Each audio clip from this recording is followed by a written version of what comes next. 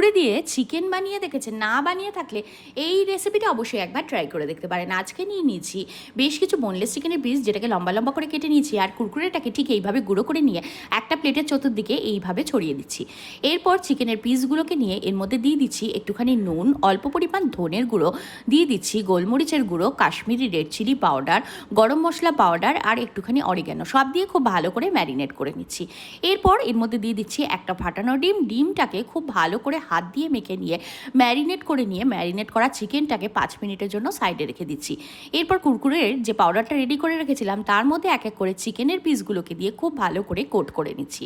এইভাবে প্রত্যেকটাকে ভালো করে কোট করে নিয়ে এটাকে 5 মিনিটের জন্য ফ্রিজে রেখে দিচ্ছি।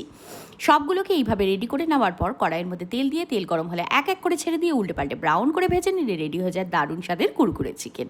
আর এর মধ্যে একটু চাট মশলা পাউডার ছড়িয়ে দিলে খেতে কিন্তু খুবই ভালো লাগে। অবশ্যই একবার ট্রাই করে দেখতে পারেন এরকম একটা সুস্বাদু ইভিনিং স্ন্যাক্সের রেসিপি আর কুরকুরে চিকেনের এরকম একটা দারুণ রেসিপি।